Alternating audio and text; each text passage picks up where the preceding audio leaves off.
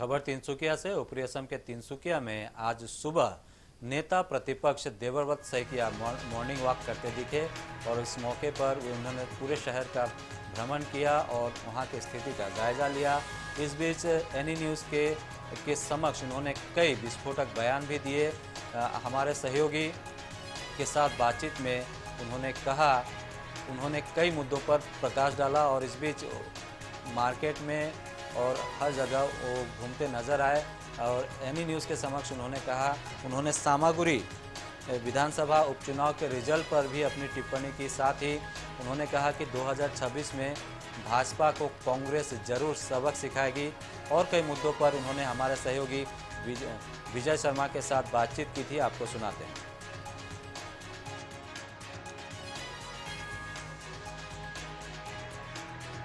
बजे हैं और मैं एक चाय की दुकान में बैठा हूं और मेरे साथ मौजूद हैं असम के विरोधी के दलपति देवव्रत सैकिया जी मौजूद हैं और सुबह के प्रातः भवन के लिए निकले थे और हमें अचानक वो दिखे और हम सीधे उनसे जुड़ने की कोशिश करेंगे।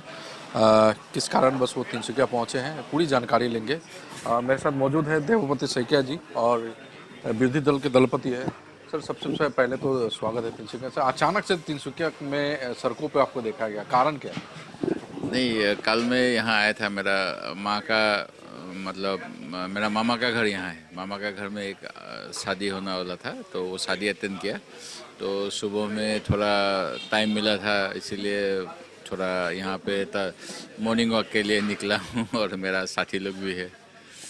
देखा जाए तो आप मिल गए तो थोड़ी राजनीतिक बात आपसे करेंगे। तो हाल ही में जो उप निर्वाचन हुई है कई राज्यों के अलावा असम में भी 5 जगहों पर निर्वाचन हुई, तो कांग्रेस को बहुत बड़ा ही कहें तो झटका लगा है। पांचों विधानसभा क्षेत्र कांग्रेस के हाथों से निकल गया। कारण क्या सोचते हैं? देखिए, हमारा पास तो इसमें से खाली एक ही था, सामूगुड़ी था। बाकी जितने सारे थे वो तो जो रूलिंग पार्टी उनका पास था। और जो बाई इलेक्शन होता है, अब बाकी जगह का देख लीजिए, बंगाल का हो और दूसरा जगह का, जो भी रूलिंग पार्टी है उनका पास ही है। लेकिन इसमें हमारा चुनाव का पहले मैंने कहा था कि वॉकओवर नहीं दिया जाएगा रूलिंग पार्टी को, अच्छा तगड़ा फाइट करेंगे और वही हुआ है। जो देखा है, हमारा वोट का मार्जिन हर जगह बढ़ गया है। खाली एक जगह हमारा जो सामूगुड़ी में हमारा हाथ से निकल गया और इसका क्या क्या वजह है वो हम लोग चर्चा करेंगे। लेकिन एक बात तो रिगिंग का बात पहले से बोला गया था और बहुत वायलेंस हुआ था वहाँ पे, तो लॉ एंड ऑर्डर का थोड़ा दिक्कत था। तो इसीलिए जो आम नागरिक शायद वोट देने आए नहीं आए, ये भी बात देखने का है। अदरवाइज इतना जो प्रदर्शन इतना बुरा हम नहीं बताएंगे। सामूगुड़ी की अगर बात करूं तो सामूगुड़ी में एक तरह से देखें वहां पे वोट कम, एक चुनावी माहौल कम देखा जाता है, युद्ध क्षेत्र ज्यादा देखा गया था। इसका कारण क्या मानते हैं? ये कारण तो देखिए, ये तो नॉर्मली ऐसा नहीं होना चाहिए था। लेकिन मुझे जो लगा है, सीएम साहब बताते हैं कि घुसपैठी है, मियाँ का वोट नहीं चाहिए, मुसलमान का डाउट है। तो उसका बाद भी वहाँ पे जो माइनॉरिटी का वोट है वो ज़्यादा मिल गया है। ये बात तो ये ऐसा हो सकता है कि उसका बीजेपी का थोड़ा पॉलिसी अभी चेंज हो गया।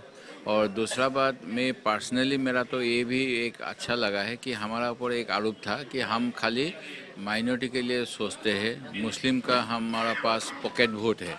तो ये चुनाव से ये बात बाहर आ गया कि ऐसा कुछ बात नहीं है। कांग्रेस हर आदमी के लिए करता है, हर कम्युनिटी के लिए। और यही वजह है कि जो धलाई कॉन्स्टिट्यूंसी में माइनॉरिटी कम है, मेजॉरिटी कम्युनिटी ज़्यादा था, उसमें हमने अच्छा प्रोग्रेस कर लिया। तो ये बात से ही थोड़ा ऐसा लगता है कि इससे आगे का हमारा और सबका साथ जो कांग्रेस को है, ये हम बोलते हैं, ये थोड़ा प्रूफ में आएगा। जहाँ माइनॉरिटी की बात हुई तो एक मैं बता दूं, असम का एक जिला है करीमगंज जिला, उसमें माइनॉरिटी की संख्या ज़्यादा है। उसे अभी श्रीभूमि में नाम तब्दील कर दिया गया। तो ऐसा क्यों किया सरकार ने, अचानक से रातों रात एक जिले का नाम बदल देना? और आप जो विरोधी के दलपति है, तो आपका मंतव्य क्या रहेगा इस पूरे विषय में? देखिए, ये सीएम साहब ने जो बताया, वो बताया कि 1999 में कविगुरु रविंद्रनाथ जी आके ये एरिया का नाम श्रीभूमि बताया था। लेकिन उस समय जो श्रीभूमि था वो पूरा सिलेट जिला श्रीहट्ट था। तो श्रीहट्ट का मतलब हो गया आपका हमारा पास में थोड़ा एरिया है, बांग्लादेश में थोड़ा एरिया, ये सब जगह को श्रीभूमि बताया था। लेकिन जो करीमगंज एरिया, करीमगंज का इसके आगे का भी इतिहास है। यहाँ में एक जो जमींदार थे या मौजादार थे करीम बोल के, उसने वहाँ पे बाजार लगाया था और वे ब्रिटिश का खिलाफ वहाँ लड़ाई भी हुआ था। तो उसका इतिहास तो 1784 में भी है। तो सीएम साहब जब इतिहास का बात बोलते हैं उसको ये तोड़ जोड़ के नहीं बोलना चाहिए, उसको पूरा इतिहास देख के। और ये अभी जैसे अयोध्या में या मुगल सराय या आपका जो प्रयागराज बनाया और क्या क्या बनाया, अयोध्या का भी नाम बदल दिया था, ये सबसे बीजेपी का लेकिन इतना सक्सेस नहीं आया था। पिछली लोकसभा में हम देखा था। तो इसीलिए ये थोड़ा सेंटिमेंट का बात खेल रहे हैं, लेकिन ऐसा करके जो यहाँ का मिलजुल का संप्रदाय का बीच में एक कम्युनिटी फीलिंग है, इसको दुखित करना ठीक नहीं होता है प्रशासन के लिए, शासक के लिए। लेकिन ये सीएम साहब करके अच्छा लगता है, उसको मज़ा आता होगा, इसीलिए ऐसा किया है और कोई वजह नहीं है। बता दो, इंडी गठबंधन की अगर बात करो, उपनिर्वाचन कई राज्यों में भी हुआ और कई विधानसभा चुनाव भी हुआ, तो इंडी गठबंधन के विषय में क्या कहेंगे? 2026 में आने वाला 26 में असम में भी विधानसभा चुनाव है, तो इंडी गठबंधन का किस तरह से रहेगा? क्योंकि इंडी गठबंधन में आप लोग भी है, तो किस तरह से इस बार लड़ाई होगी 2026 की, किस तरह से? एक तो मेन टारगेट होगा बीजेपी, और इसके लिए ग्रास रूट में तृणमूल पर्याय में अच्छा से काम करना होगा और पब्लिक को अच्छा से बीजेपी और कांग्रेस का जो डिफरेंस और क्या क्या उसने क्या किया, हमने क्या किया था, ये सब समझाना होगा। इसीलिए अगर पब्लिक का पास पहुंच पाएंगे तो बहुत अच्छा होगा और रिजल्ट अच्छा आ जाएगा। अगर हम लोग पब्लिक का पास नहीं जाएंगे और ऑफिस में बैठ के ही राजनीति बनाएंगे, चलाएंगे, तो अच्छा नहीं होगा। इसलिए ये हमारा ऊपर जिम्मेदारी है हम लोग को कि आम जनता के पास हमको हमारा जो इस मत है वो पहुंचाना है। अगर बात करो कांग्रेस की, कांग्रेस 2026 में अपनी फुल बहुमत के साथ अपनी कैंडिडेट उतारेगी या फिर इंडी गठबंधन का जो माहौल बना है, इंडी गठबंधन जो बना है, उनका प्रार्थी उतारने की कोशिश करेगी?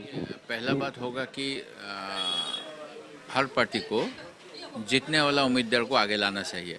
ऐसे कोई कि ईगो के लिए किसी को लड़ लिया, ऐसा नहीं होना चाहिए। इसका ऊपर अगर निर्भर करके इंडी गठबंधन का आगे का रणनीति होगा तो इंडी गठबंधन बहुत अच्छा करेगा।